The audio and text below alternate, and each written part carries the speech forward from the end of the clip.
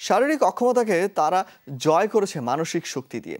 যে জয়ের নেশায় স্পেশাল অলিম্পিকের ৬ আসরে বাংলাদেশকে এনে দিয়েছে ২১৬টি স্বর্ণপদক।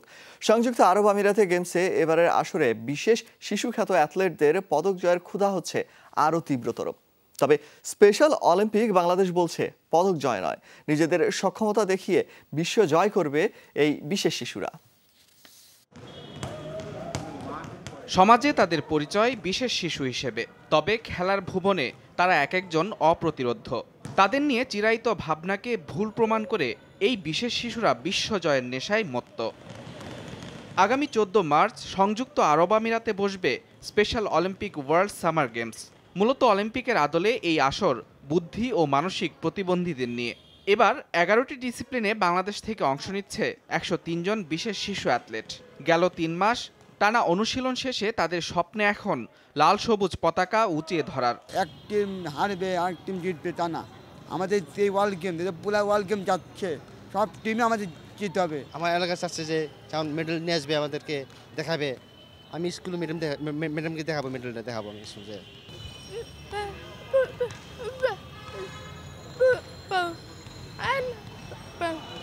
এবারই এমন আসরে প্রথমবারের মতো থাকছে হ্যান্ডবল খেলাটি।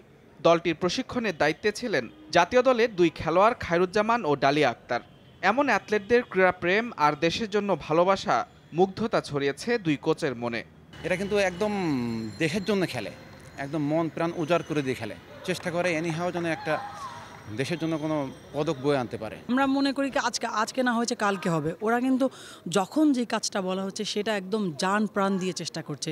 এটা আমার কাছে মনে হয়েছে যে এটাই স্পেশাল চিলড্রেনদের স্পেশাল একটা ক্যারেক্টার। স্পেশাল অলিম্পিকের সবশেষ ৬ আসরে বাংলাদেশ পেয়েছে ২১৬টি স্বর্ণ।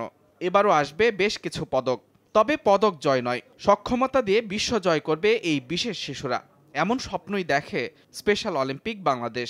হারা জেতা সব বোঝে, যখন হারে তখন ওরা কাঁদে, যখন জিতে তখন ওরা চিৎকার করে লাফায়। তো আমরা বুঝি যে ওদের অনুভূতিটা কতটা আছে। সো এই অনুভূতিগুলো আমরা কি করি, আমরা ওদেরকে চাপা দিয়ে রাখি। বিশেষ শিশুদের বিশ্ব আসরে অংশ নিতে আগামী ৮ মার্চ আরব আমিরাতের উদ্দেশ্যে রওনা দেবে বাংলাদেশ দল। মুজরাবিন তারেক, যমুনা স্পোর্টস, ঢাকা।